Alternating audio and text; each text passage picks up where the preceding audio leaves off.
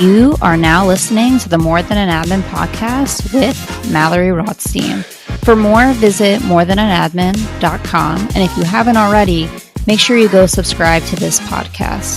Thank you and enjoy this episode. What's up, More Than an Admin community? I'm Mallory, your host, and I want to welcome you to episode number 8 of the More Than an Admin podcast, which is all about 5 things to invest in if you really want to stand out during the job search. This is the Executive Assistant and Administrative Business Partner edition. But before we dive in, I want to quickly give a big shout out to one person in my life since we're in the season of gratitude with the holidays here. And that one person I want to shout out is my brother-in-law, Nick, who I'm incredibly grateful for. There are a lot of reasons why I'm thankful for him. But the biggest reason right now is because Nick tunes into every single episode, or at least I think he does, of the More Than an Admin podcast and is just such a supportive brother-in-law through everything, even outside of this podcast when it comes to me launching More Than an Admin. He's not even an admin or he doesn't even work in corporate. So for him to listen in means so much to me. And when you start something of your own, you find out quickly that it's usually strangers who will support you the most compared to family or close friends. So it means a lot to me that Nick is tuning in. So Nick, if you're listening, I love you and thank you so much for being the best brother-in-law ever. And thank you to everyone else for just allowing me this moment to give him a shout out. But now I'm ready to dig into today's topic, which again is 5 things you want to invest in if you really want to stand out during the job search. And I decided to speak about this topic because there have been a lot of mass layoffs, especially in the tech industry. And many people have been coming to me in my LinkedIn DMs with questions, wanting to connect. And quite honestly, I usually take, I'd say 99.9% of calls from people who message me via LinkedIn or really anywhere and need help specifically during their job search. But right now I'm super limited because I'm trying to really record this podcast and needing to hit my book deadline in December. So I thought this episode would include a lot of the advice that I usually give everyone who contacts me. Because to be quite blunt, most people need the same exact advice. So I'm often repeating myself a lot. And I'm hoping now I could just send this podcast episode to everyone who reaches out. This is also a teaser to another project I'm working on, which is going to be More Than an Admin's Guide on how to thrive during the job search, which I'm hoping will drop early into the new year before my main book drops later in the year. So if you enjoy this episode, stay tuned for the full guide because this is just going to be a couple of things, not everything. And one very important disclaimer before, again, we start is this episode reflects the view of me and More Than an Admin, not my current employer. Nor will this advice guarantee you a job at where I work, nor does this episode include any confidential information about anything regarding my current employer. Sorry, I have to say that so I don't get fired or sued. The other thing is that I always like to tell people and joke around, but I'm also kind of serious, is I'm not God. This isn't the Bible or whatever you believe in. So don't expect yourself or everyone to agree with me on all of my advice. In fact, sometimes I even debate other admins or people about the advice I give versus what they give. So please always go with your gut and what you truly believe in. I'm not here to say that I know everything. I'm just here to give you my perspective and what I think is best. But we all know that just because you believe something is best doesn't mean it always is for every single person's case. So again, act the way you want to act. So now that I've said all of that, let's really get into it. So what is the first thing you want to invest in? First thing is invest in your self-awareness and mindset. Self-awareness is so important, especially when it comes to the job search. If you're not self-aware, you will potentially get into the wrong job, and you don't want that to obviously happen. It's incredibly important that you take time, especially because if you are not employed right now, you should have some extra time to be able to do this and really think about who you are, your strengths, your values, the things that you want in a dream job, that you want in your executives, and really write them out. I'm very big into not just saying things, but also writing them down, because it's not only important for you to know all this, but it's important for people who you hope will help you during the job search also be able to know a little bit more about who you are and everything about you, also what you're looking for. The other thing about your mindset, nothing is more off putting to me than when I speak with someone who has negative energy and also just has no idea who they are, what they really want. A lot of times I will speak with people, and there is a percentage of people who will be super disengaged, super negative, or just low energy, low vibrational. And when I ask them what they want or who do they want to support, or maybe they're looking at where I work and I'll say, what product area? People are like, oh, well, anything. I just want to help people. And that is not going to have you stand out. You want to be very specific with your answer, but always keep yourself open. So you can say, I would really, for me, I am someone that is, I don't know, again, I'm just making this up on the spot because I don't even have this in my notes. I am a person who is high energy, and I would love to work with executives who are passionate about what they do, who really care, who are working on a product that maybe I know a little bit about. But if I don't have that, it's not the end of the world.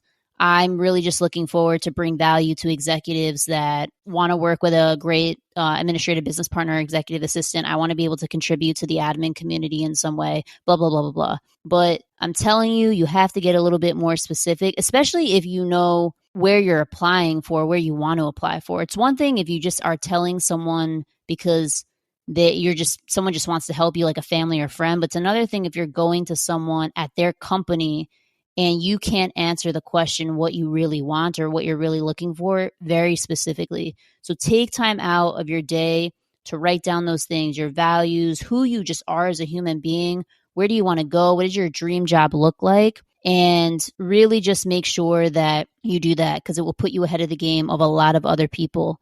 And I like to say this too, if you get let go or something happens that you're not expecting, it's obviously okay to be in a negative mindset for a little bit. But for me, I try to really limit it to, okay, I'm going to give myself 48 hours to a week. I'm going to be self-loathing. I'm going to have a lot of self-pity. But then you have to get yourself back up and get back on the wagon. You cannot let yourself have a domino effect on the rest of your life in terms of your mindset. You want to make these turning points or low points and find a way to really transform them into something positive. And it's not always easy. You have to work at it every single day. So for me, one of the other things I'll say in this bucket is you want to make sure that the people that you're surrounding yourself with are positive, high energy, are going to help you get to where you want to go. You have to stop speaking, at least for this temporary period of time before you have another job, is you must cut out toxic and negative people or just distance yourself from them. Only surround yourself with really positive people who are passionate, who can help you get to where you want to be. The other thing you want to do is really take a deep dive. Again, be very self-aware about what you consume on a daily basis.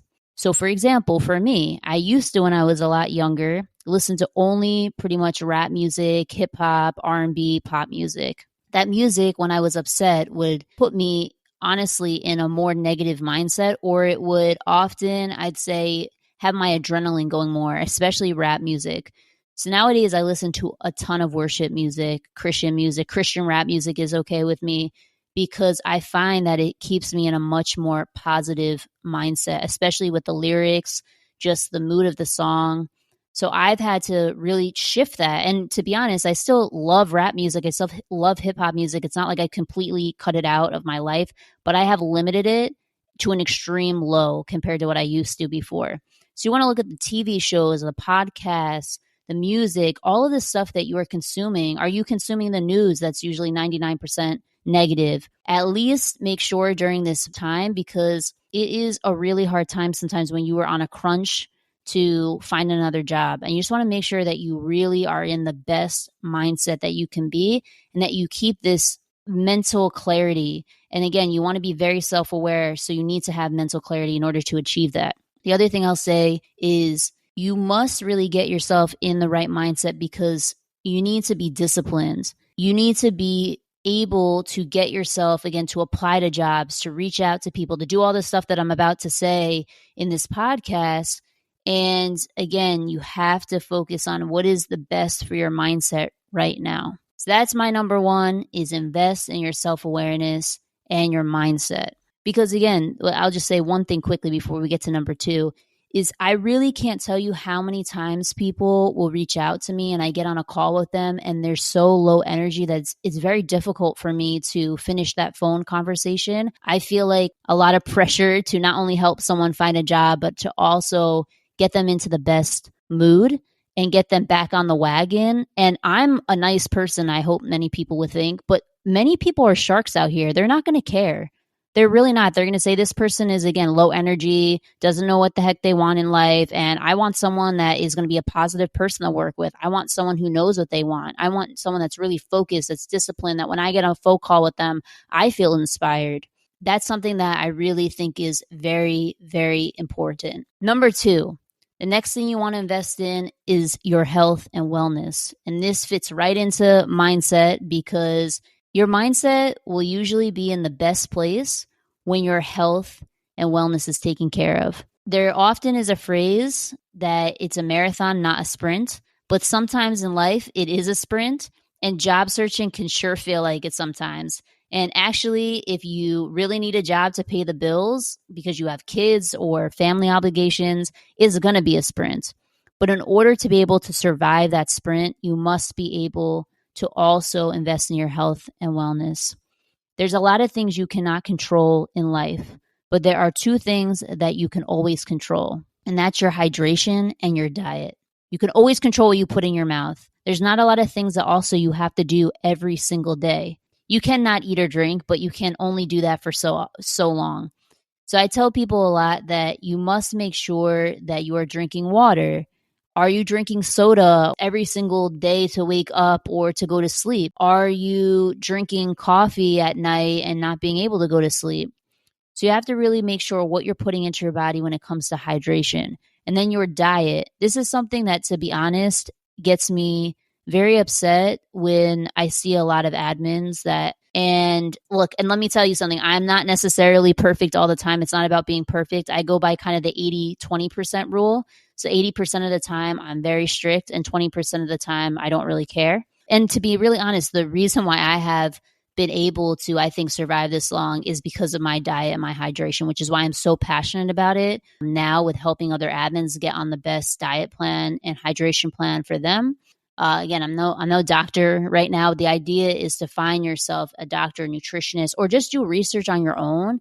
A lot of times if you get your blood work and you look up kind of like what that means, you can find out which foods have the stuff that you're deficient in. There's a lot of stuff that you can do on your own that you don't necessarily have to keep going to doctors nonstop. But the idea is, please make sure that you have a good diet. I mean, we all know generally what the thing is. You can obviously play around with it too, right? Eat whole foods. Look at the ingredients to what you are eating. This is so important. And this is something that I debate a lot of my friends and family, and they definitely hate me for it because I'm a huge ingredient reader when I go to the grocery store. My 80% and 20% is very strict. Like when I do that, my 80% is like nothing bad in the food. A lot of times there's hidden sugars or additives, and that stuff just makes, again, your mind, your body not in the best position. And if you're in an intense job search or just job searching in general, you want to make sure your body feels the best. You want to make sure that you have the best mind. And this is stuff that is very well affected by your nutrition and hydration. The next thing also is just like in this bucket is you want to make sure that you move your body every day.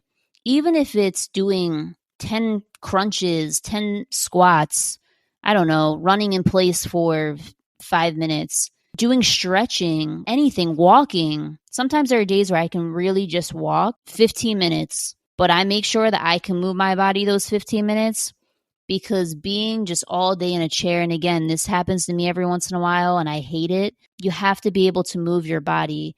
I always tell people you will never regret a workout. It might suck in the moment, it might be hard, but you will never regret doing a workout. More likely than not, your mind is going to be and your body is going to feel a lot better, especially once you do it consistently. And again, now is the time, especially if you don't have a job.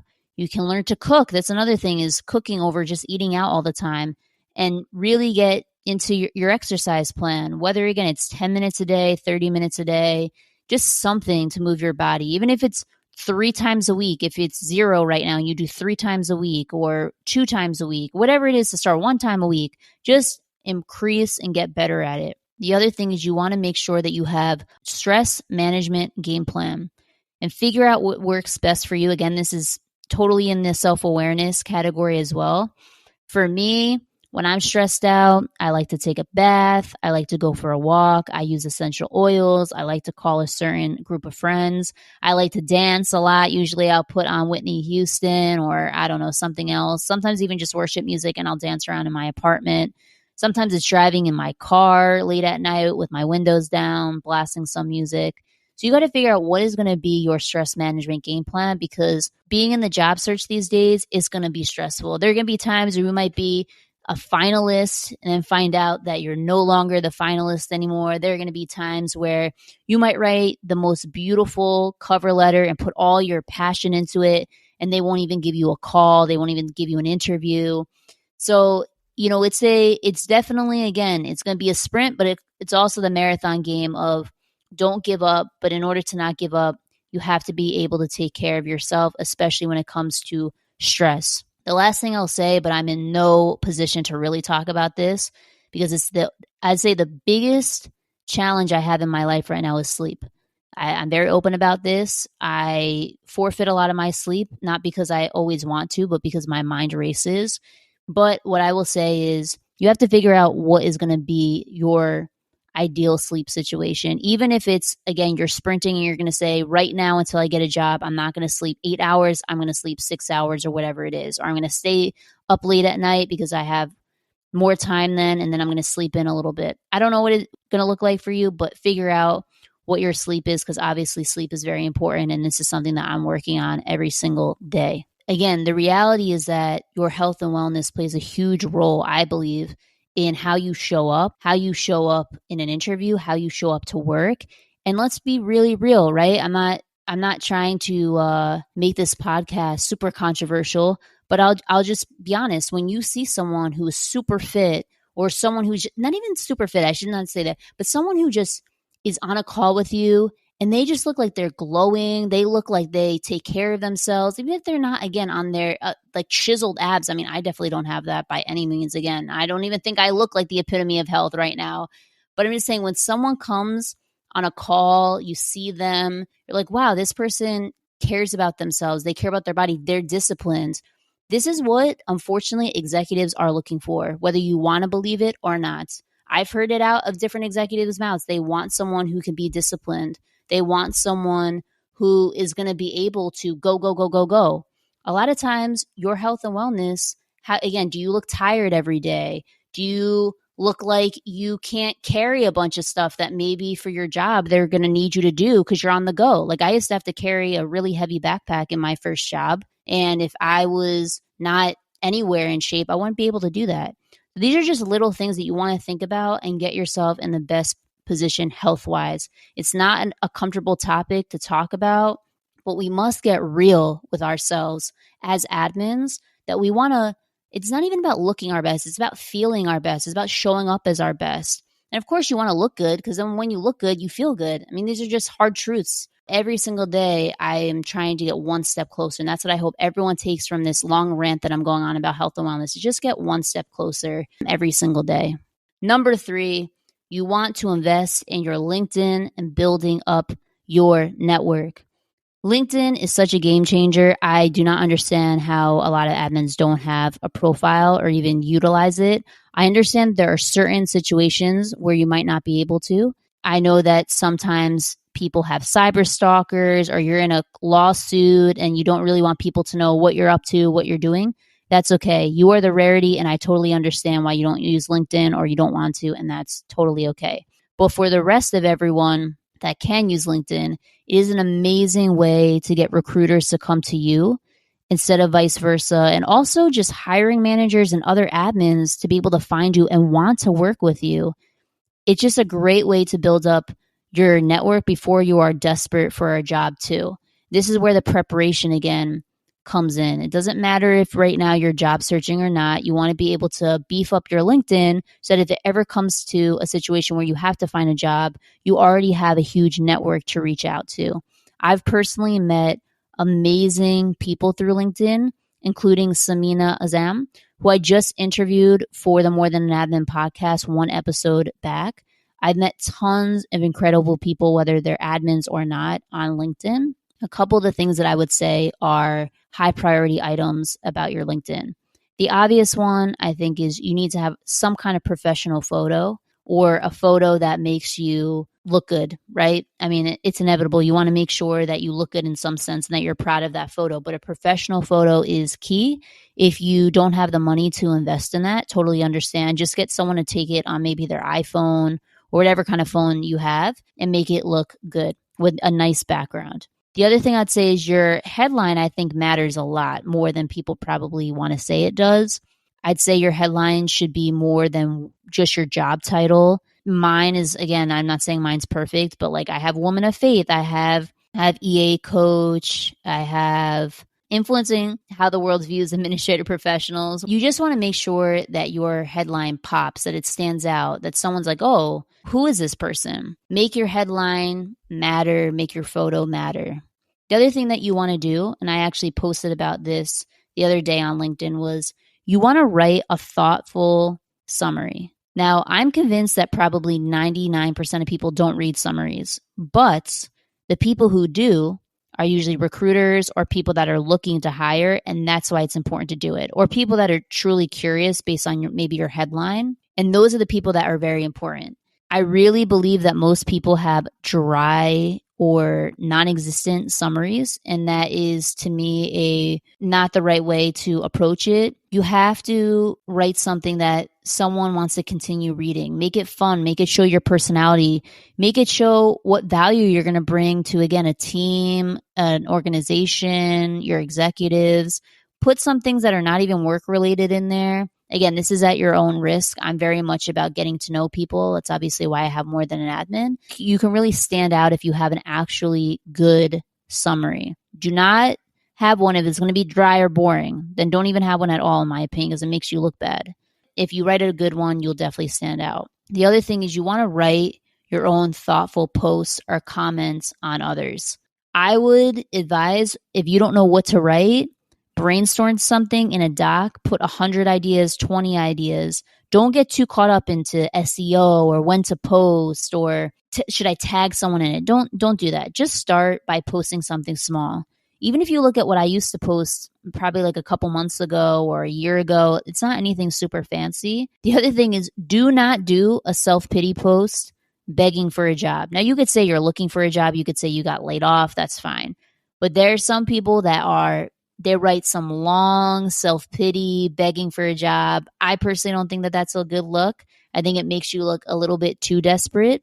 Just like you wouldn't post anything like, I'm single and I can't find anyone and I really need everyone's help. You wouldn't do it that way. You might say, I'm single and I'm looking, but you wouldn't write a long post trying to get people to feel super bad for you. So please don't do that also for a job. The other thing you want to do is you want to send thoughtful requests when you try to connect with someone new. You want to write a really thoughtful message. You also want to do this on a desktop or laptop, not on mobile, unless someone can tell me how I can write a message by using mobile. But I do this all the time by clicking too fast, and then I can't send a message, and people are probably like, who is this girl, Mallory? So use your desktop or laptop and write a thoughtful message when you connect with someone. And the biggest thing I'd say is connect with people who you truly think you'd want to be friends with outside of work and genuinely want to get to know, whether it's their background, whether it's they do something cool volunteering, whatever it is.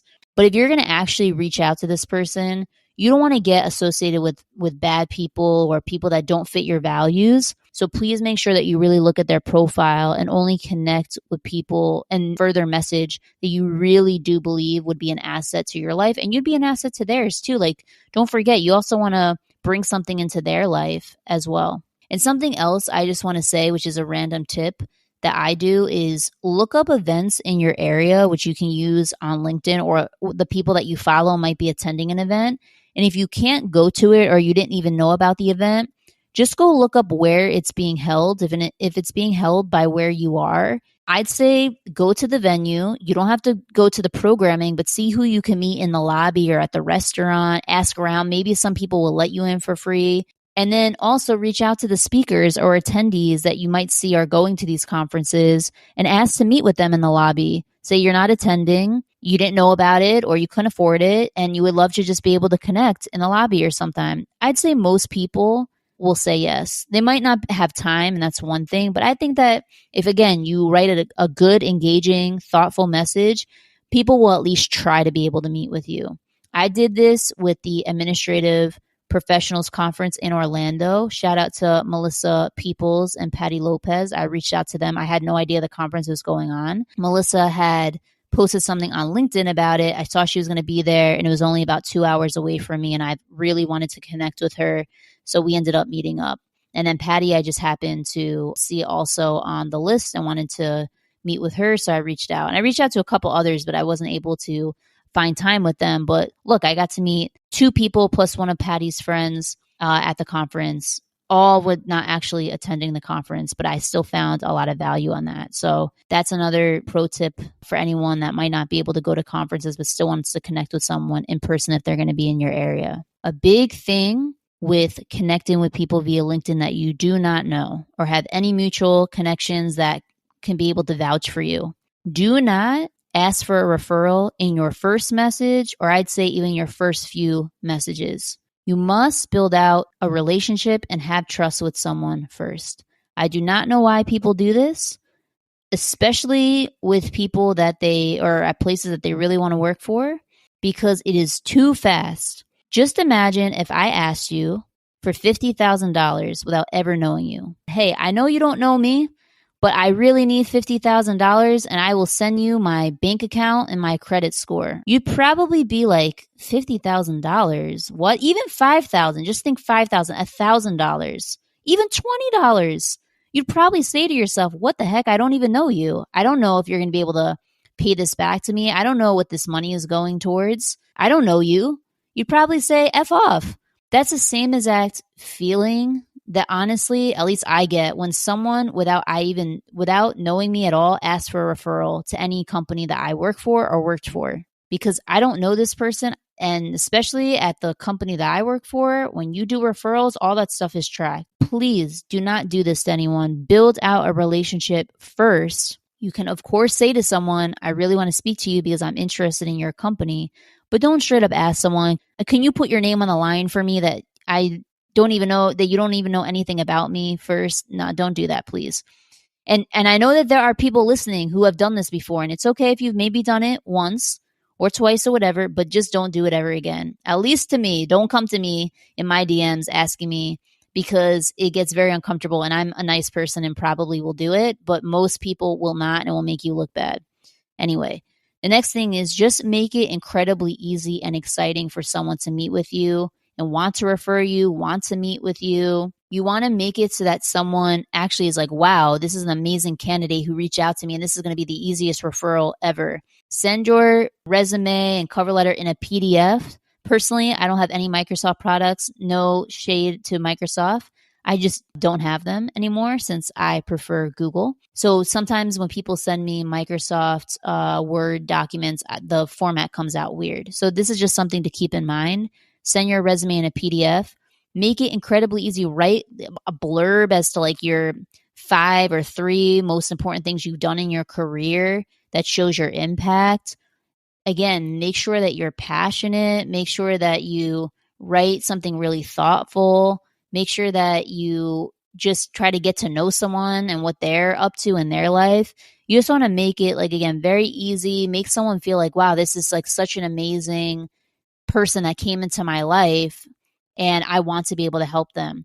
Someone who I don't even remember. Oh, someone who was very good at this was Kiana St. Louis. When she got laid off from Coinbase, I happened to see her post on LinkedIn. I reached out to her and she made it incredibly easy for me to help her. She was super engaging, super interesting, super passionate, showed me in so many ways that she was standing out compared to other people. Her resume was good. All of the examples that she used in our conversation were amazing. Like, she really got it. And I wish I recorded that conversation with Kiana because it would be a perfect example for other people to emulate. So shout out to Kiana. She'll be on the podcast at some point too. And the thing is that, again, you just want to make it so that someone is just like, this is amazing that this person would reach out to me. And if we aren't connected, I guess this is a plug. Please connect with me on LinkedIn. I love to be connected with everyone. Don't be shy. I will accept, unless you have a really creepy, weird profile, then maybe I won't. But I usually connect with everyone, especially if they have a message. And right now, like I said, I'm not taking as many meetings, but I am able to help people just via email or via LinkedIn with just answering some questions. I guess the last thing I'll say that's actually important is make sure you ask very thoughtful, specific questions. My least favorite thing, and everyone does this, so it's not like I'm calling out anyone specific. My least favorite thing is when someone just says, well, how do you like being a admin at the company that you're at? Or can you just tell me about the company culture? Do you know how much is out there, especially on my company that I work for? There's so many things out there. That's such a broad question. You want to showcase to someone that you already know the culture, that you already did your research. You want to show that, oh, I see that you work for this team and I see that this team just did a launch. Like, how do you feel about this? Or like, how are you able as an admin to contribute to this? I don't know, make up something. These are two that are not even that awesome, but you get what I mean. You want to be able to show you already did some research. Now, obviously, there's some companies that there are not a lot of stuff out there, but usually most places have a website at the very least. You can see what their values are. Just show in the questions that you actually did some research. Again, I'm doing things that will make you stand out. If you don't do these things, it's not the end all be all, but these are things that are going to make you stand out because no one takes the time to go the extra step ahead. And this is specifically what I do is I look for people like this. Who is going to show me that they're going to do the one extra thing? Because that's who I want on my team. I don't want someone who is going to be lazy. I don't want someone that's not going to be disciplined. I want someone that's going to research. I want someone that's going to be proactive because those are things that the executives that I'm working with are looking for. And the things that I hear from executives all the time, they want someone who's proactive, someone that's detail oriented, someone that does research, someone that can help better them with their comms. That's another thing is I don't think that people realize that how you communicate with someone specifically for our role will showcase, can you write comms for an executive? Are you able to network with people over email or over message? Because sometimes executives will ask you to do that, to be able to communicate with high level executives at other companies. They want to know that you're going to be able to write engaging, positive, good comms. That's the last thing I'll say about number 3. Number 4 is invest in your resume and cover letters. I am a huge fan of cover letters over resume, but we'll get into both. So your resume should include as many metrics as possible, especially if you are applying for a job in the tech industry, which is my industry, because data is so important and that will showcase that, again, you've done research and you know about the industry. For example, this is a not strong sentence in your resume. If someone put supported executives with scheduling, travel, and expenses, that is not great. That doesn't show me the scale, the speed, or pressure that you really worked under. Here is a better one. Again, it's not the best ever, but you'll get the point. Directly supported 3 directors across 2 time zones, managing international and national trips, and then in parentheses, 20 trips per year, to increase efficiency and meet business objectives. Okay, again, you can probably make it even more specific, but hopefully you get the point, which is you need to make it very, very clear to the person reading your resume exactly what you did, and what you did had some sort of impact. So in the first line, supported executives with scheduling, travel, and expenses. I don't know if you managed 2 executives or 10 executives. I don't know if you did travel that was just traveling to the town over, or you did tons of international trips a year. I don't know if all your executives are in the same exact time zone with you. You all work in the same office, or maybe you were able to manage people because you worked remotely, or maybe you worked with executives, only 2 in your same office and 1 in another time zone. These are all good ways to show someone who is reading your resume exactly what you did and be very specific. It's extremely important to do this if you want to stand out, because again, most people do not do this. They don't take the time. They just think, oh, I can get by with the basics. But you don't want to just get by. You want to be able to get a job as soon as possible. You want to be able to stand out. Because sometimes, even if you don't get the current job that you're going for, people will remember your resume. People will remember you and think about you for other jobs in the future. You also, if you're going to have a resume summary or objectives or whatever the heck people have at the top, it better be interesting and not dry, just like your LinkedIn summary. If you're going to have something, you want to talk about what value you are going to bring to executives, admin teams, and the company.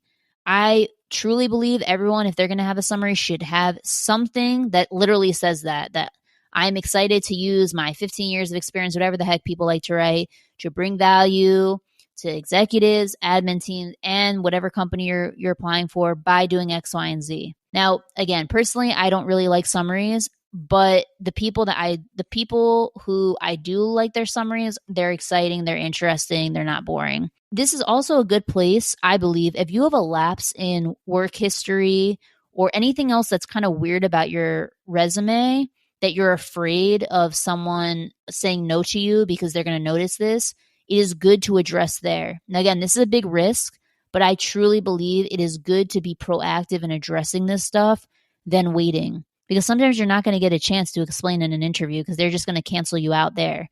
So I think that the summary is a good opportunity to explain any kind of weird things in your work history. The other thing is that your resume should be looking clean. It should not be cluttered, and it should be very detail oriented and show little to no errors, because our jobs require that. Our jobs require us to be detail oriented, again, to potentially write comms, whether it's just comms to our executives or comms to our teams or external partners. And you want to be able to show executives, hiring managers, recruiters that you have those core competencies for the job. A lot of people, their resume, and it's hard over a podcast to explain this, but their resume is super cluttered. It's very hard to read. You want to remember that our eyes read left to right. So the most important stuff should be on the left side. And when I say most important stuff, I believe your work history or anything you want to stand out should be on the left side. I don't believe personally a picture should be on the left side, but I don't even think a picture should really be on your resume, but that's maybe a controversial take. I know some people like having it, but anyway, I just think that at the bottom line is the resume should be clean. The other thing about cover letters, so I love cover letters.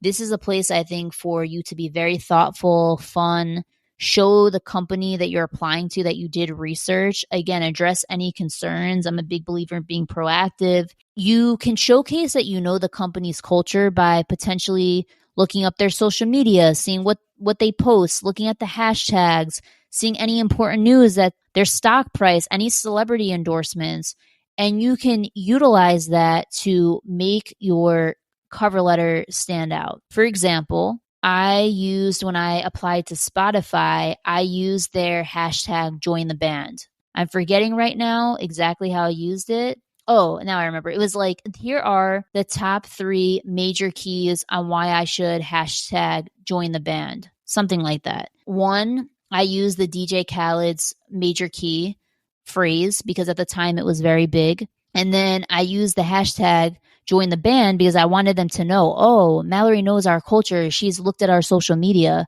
and sees what we're about. So you want to have all these little nuances. Maybe you notice that there's a celebrity that you love their values and they're the new celebrity endorsement. Maybe you really admire one of their board members. Maybe you just watched an interview with one of them. It's not about making your entire cover letter with like, oh, I saw this, and I saw this, and I saw this. It's just including a couple of them to showcase that this cover letter is not for every single company that you're applying for. It's for this specific one. And it will make you stand out tremendously because, again, not anyone does this. I only think maybe one person or two people that I've ever had a cover letter sent to me has done this. Maybe even two people. And I'm forgetting now if it was actually they did it or I told them to do it before. So anyway, that's my thought on cover letters. And in general, my brand is taking risks. Your brand might not be. You might be like, Mallory, you are a huge risk taker and this is crazy advice. And that's fine. That's who I am. And that's always going to be on the side that I lean for, is taking risks, because I'm a big risk, big reward type of person. But I also know that with taking risks, there's often, a time that you can fail as well.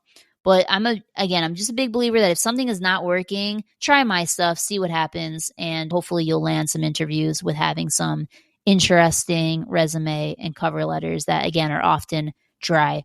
And just bringing it back to LinkedIn, why I like LinkedIn is your resume is often only, let's say, 1 to 2 pages. Your cover letter is usually only 1 to 2 pages. But on LinkedIn, you have unlimited. You can use pictures. You can have endorsements. Like, there's so many cool creative ways to show on your LinkedIn that your resume and cover letter are just not able to showcase that. That's also why it's good to have your LinkedIn profile URL on your resume somewhere so that someone can easily click on that. Now on to number 5, which is invest in practicing interviewing. If you get through the resume and cover letter rounds, this is your time in the interview to really close it out. This is where you can not only make someone want to hire you, but also make them want to just be your friend, have them in your life, have you in their life. You want someone to be like, wow, go home and tell their spouse, their best friend, I just met this most amazing person. And whether you're going to be good for this job or not, this person just wants you in their life. That's a win for me. There was a couple people that I've interviewed in the last couple years that I still talk to over LinkedIn because I just thought they were dope people and I'm trying to get them into my company in some way. It's because they stood out in the interview. I just love talking to them. And I thought that they were actually good for the role. Maybe they didn't get the one that they wanted, but I thought that they might be good for something at our company. So anyway, practice interviewing is so important. And even before you practice the actual interviewing, you want to write down a pre and post game routine for interviews, just like athletes have them. Routines do matter. Again, you want to be in a very positive, good energy, and calm mindset when you are interviewing. And then you want to be able to get yourself in a good place right after you interview. So make sure that, again, maybe it's drinking water. Maybe it's listening to a certain hype up song. Maybe it's going for a walk. I don't know what it is. And again, you obviously can't do this maybe every single time, but you want to be able to have something that every single time you interview, you know what you're doing before and you know what you're doing after. Even sometimes if I ever interview other people, I'll book myself 30 minutes before and after just to get myself in a good mindset to interview someone. So make sure you have that. Just like I do this for speaking engagements, for tough conversations, you always want to get yourself in a good place before and also after, especially if you think it's going to be stressful. And a lot of times interviews can be stressful. Then you also, in order to practice, you want to ask yourself, I'd say at least 20 questions a day and practice out loud. Do not just write them down. A lot of admins do this. They just write the stuff down and only practice writing it down. You must be able to speak it out loud. I don't know when you want to practice this. I practice a lot of interviewing in the car, but I do it more so for podcast interviewing. Like if I ever get interviewed by this podcaster, I'll stop the podcast and then answer the questions on my own. But I do tons and tons of practicing, so that when I'm in a job interview or a partnership interview or speaking engagement interview, whatever it is, I'd say 9 times out of 10, I've already answered that question out loud because I'm constantly practicing. So I'd say give yourself 20 random questions to answer a day so that when you actually do have to answer it, it just gets easier. And even if it's not the specific question, because you've practiced so much, you have examples already ready in how to explain. Please practice interviewing. But here's what I'll also say. Be very careful with who you get feedback from if you're going to interview with someone in front of you. Personally, I don't practice with anyone. I don't like to practice with anyone. I like to just go with my gut. I'm genuine and I have good energy and I try to do my best, because I think that sometimes you get so much feedback from people that it can get very confusing. You're like, oh, this person said don't do this, and this person said don't do this, and this person said don't do this. Even maybe listening to this podcast might be a little bit confusing. You might be hearing advice from me that's different from your best friend, that's different from your mentor. So just be very careful with who you get feedback from. Make sure it's someone that really you can trust and is also going to be someone that can pump you up as well. They're not just giving you negative feedback and nitpicking everything. Because at the end of the day, you can make mistakes through this process and still get a job. That is such a key thing. Is again, I truly believe the energy, being a good person, being interesting, don't be boring. These are all things that go a long way, because let's be real, executives want to have next to them, again, someone who's fun, someone who's cool, someone who can have they can have a conversation with. And that's with specifically interviewing. It's really just showing, can you have a conversation with someone and be confident? Because the best thing you can do with practice interviewing is get very comfortable with turning the script on an interviewer and start interviewing them. I try anytime that I'm being interviewed. Obviously, I'm going to answer all their questions, but I try to throw questions back at them. I try to make it seem like it's really just like we're having an everyday conversation. And at the end, specifically when they say, oh, do you have any last questions? I make sure that I bring the most thoughtful questions that they might not have thought about before, or just I like to see people's reactions. So for example, sometimes I've asked people, what is your 5-year, 2-year career plan? And I try to say to them, because at the end of the day, my job is really going to be affected by how you move in your career, specifically if they're going to be your manager. And even if that person lies, let's say they say, I want to be at this company for the next 100 years, you can see with their body language, their tone of voice, hopefully you're good at this, perceive what someone is really thinking. So sometimes I ask questions like that. It's not even about the answer that they give. It's about all the other nonverbal cues that I want to see. Sometimes I'll ask a question is, what did your last admin do that was really good? And then what's one thing that you would have hoped that they would have improved on, or that I can improve upon? I sometimes ask, how can I be successful in the first 30, 60, 90 days, whatever you want to do? What would success look like in this role? Again, these are all questions that you want to put on them that are not going to be super easy. Don't give them any softballs. A lot of people like to ask about work-life balance. Where is the opportunity for growth? You can ask those too. They're not necessarily my go-tos, but definitely think that if they're important to you. And again, this is where your values come in. That's why it's so important to know your values, who you are, what you're looking for, because then you can ask those really thoughtful questions that matter most to you. And so make sure if you're going to practice with anyone, actually, I think being comfortable with turning the script and interview and kind of finding a way to interview the interviewer is probably the best thing that you can do, instead of just answering questions and having someone give you feedback on that. Try to figure out a way of how can you navigate the conversation and make it feel like it's truly a two-way conversation and not just a one-sided one. Please, please, please practice interviewing. And if you are uncomfortable with interviewing, I want you to really look inward and think to yourself, why am I uncomfortable with this conversation? Is it because I don't feel prepared? Is it because I'm putting way too much pressure on myself? Is it because I have a self-worth or confidence issue? Is it because I have to heal from something in my past? Really ask yourself, why do I not feel comfortable interviewing? Is it because I just am an awkward person and don't like to engage with other people and I'm just an introvert? There has to be a reason why, and get really specific on why you think, and really become self-aware about things, because at the end of the day, and again, I'm not saying that I'm an expert or that I'm the best at this. There's always ways that you can improve, but I used to be very uncomfortable when I was younger interviewing. And then I had to ask myself these questions: is why am I uncomfortable speaking with someone? Why do I lack confidence? what happened to me in my childhood? What happened to me when I was younger that put me in this state? And then I started rewriting those scripts. And that's what I want to see more admins do, because so many admins struggle with self-worth issues, with confidence issues. And I want to really see those be solved, because interviewing is so important. And when you don't have good self-esteem, you don't believe in yourself, you don't have confidence, that bleeds through in an interview, and you most likely than not will not get a job because of that, because executives want people who, again, are calm, who are fun, who are confident to be able to work with. I know this was a mouthful for me. I hope that you took something away from these top 5 things, because these were, my top 5 things to invest in if you really want to stand out during the job search as an executive assistant or administrative business partner. Like I said, I'm believing that you picked up at least one new gem, or just had a good reminder of something to take action on.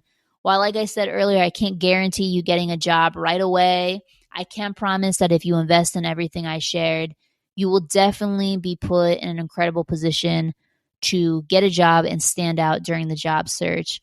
And remember that while listening to this podcast is for sure a great start, the most important thing you can do is take action.